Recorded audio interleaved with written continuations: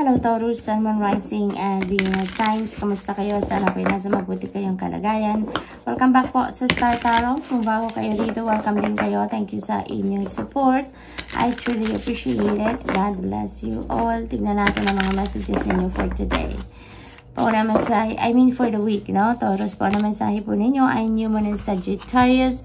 Focus on the positive, beautiful energy. Kasi merong newness, merong freshness, new beginnings na parating sa inyo dito, Taurus, no?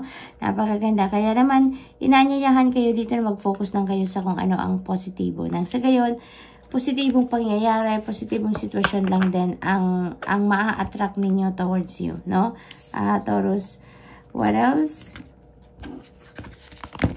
We have New Moon, another New Moon energy, New Moon in Scorpio. Go deeper. Ayan, Taurus.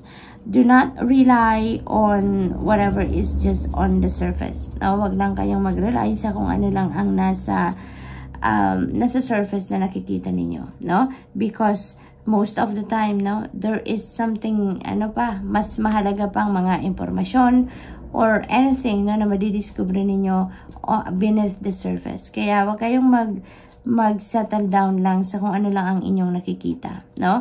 Dig deeper, do more research, no? Mag-investigate pa kayo further kung ano man ang ganap sa buhay ninyo, no?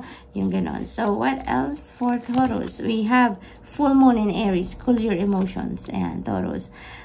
Talaga meron ditong pagbabagong magaganap. Meron tayong full moon which is ending energy, and we have new moon which is new beginning energy. So napakaganda, no? There is balance and there is pag meron talaga nagtatapos, merong nagsisimula, hindi ba? Kaya gano'n ang magaganap dito sa karamihan sa inyo, no? May ending at merong magsisimulang bagong sitwasyon. Cool your emotions, no, Taurus? Kalma muna. Kalmahin nyo ang inyong sarili.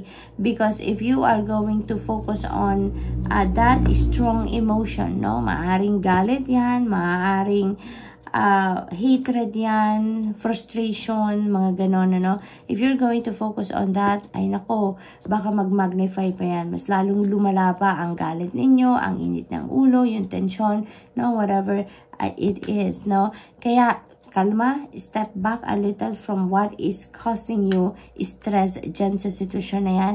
At humingang malalim kayo. Take a breather, no? Mag-short meditation kayo para ma-relax ang buo ninyong katawan. Okay?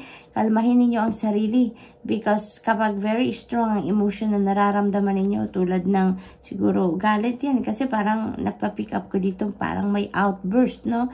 Dito na maaring mangyari kung hindi ninyo pipigilan ang inyong sarili, no? Kaya kalma, no? Kalma. Because yung galit na yan, it's not going to give you any good, no, na sitwasyon. Mas lalo kang mapapasama dyan, makaka-apekto yan din sa inyong pangakatawan, sa inyong kalusugan, ano? Kaya, kalma. Okay? Yun ang kailangan ninyo sa ngayon. Cool your emotions. Ayan. So, awakening ancient wisdom. Ayan. So, ang iba sa inyo dito, yung you are a person of wisdom. Ang dami na ninyong learnings in life. Ang dami na ninyo ng lessons in life na naipon sa sarili ninyo, no? Kaya, maaring at this time, dito sa inyong sitwasyon sa ngayon, yun ang gagamitin ninyo. You are going to, use that as your hugot, no? Doon kayo huhugot ngayon ng inspiration. Yun ang gagamitin ninyo, yun ang i-apply ninyo ngayon sa inyong mga sitwasyon, no? Giving birth, ayan, definitely, Taurus, meron talaga ditong bagong simulain kayo na gagawin, ano? This is giving birth, this is newness, this is freshness, this is new beginnings. Maaaring ang iba sa inyo is giving birth talaga literal na manganganak, no? Or maaari din naman na yung person ninyo ang manganganak, or someone na malapit sa inyo, no? Kapamilya ninyo, kaibigan, maaaring ganon. For most of you, yung new beginning energy na to could be giving birth to a new endeavor, no? Or maaaring meron kayong mga bagong ideas, bagong plano, bagong endeavor, bagong gagawin, bagong trabaho, karera, negosyo, bagong bahay na uuwian. It could be anything. Depende sa inyong situation. Definitely, you are giving birth to something new, no? We have opening to love. Maaring yung giving birth na yan, you're giving birth to a new relationship. Kasi most of you dito, you know, you are opening to love, no? Ang mga Taurus dito na mayroong sitwasyon, if you're single, no? If you are single or if you are galing sa separation, ano, maaring sa ngayon, ano na kayo, healed na kayo, no? Yung galing kayo sa sa dating relasyon ninyo na medyo natapos na, no? Maybe you are opening your heart na ngayon, no? You're opening up yourself to love again, no? Or mag-entertain ng mga bagong manliligaw, no? Mga ganon. Opening to love din ang iba sa inyo dito if you're single, na maybe this is the time also na feeling ninyo this is the perfect person na hinahanap ninyo, or you have found the person na para sa inyo, maaaring ganon. So, what else for Taurus?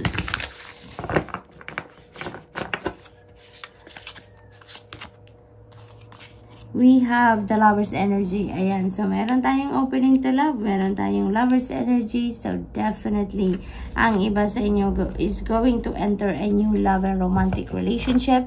Or maybe you are leveling up your commitment, no? You're leveling up your commitment as in maaaring ang iba sa inyo magpapakasal na, mag-aasawa na, maaaring ano na kayo, mag-aanak na dahil meron din tayong giving birth dito. So, maybe talaga ang iba sa inyo meron na nagko-conceive dito, no? So, may mga ganong sitwasyon. And maybe for some of you, you know, because dahil si Lover's energy is also decision making, no? Energy, maaaring ang iba sa inyo related din sa pag-ibig, related sa puso, no? Usaping puso ang kailangan ninyong pagdesisyonan, no? We have the Magician. Ayan. So, this is new beginning din kasi this is number 1, no?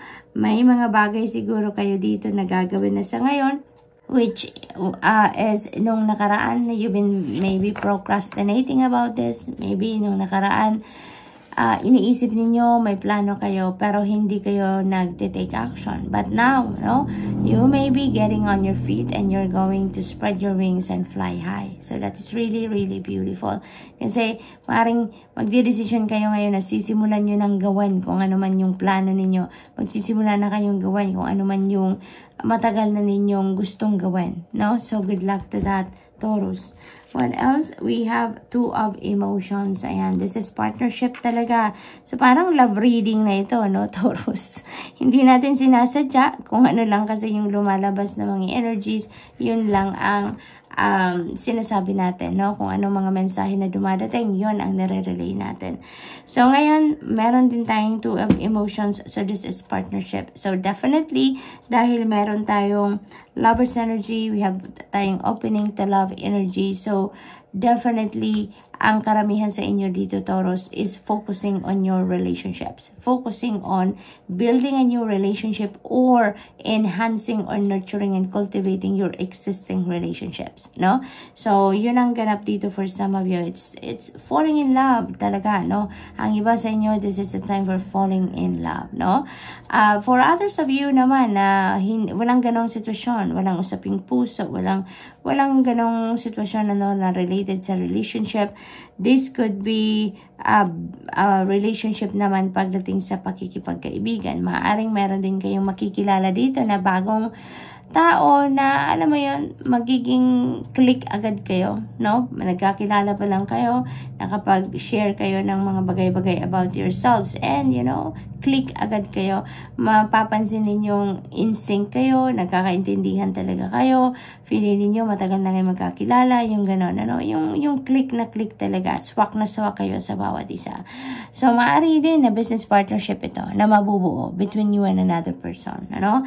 Ang maganda lang dito, no? Kahit anong klaseng relasyon ang mabubuo between you and another person dito, ang maganda rito, you are in sync, you are on the same wavelength, kumbaga. Kaya magiging successful ang relationship ninyo na ito.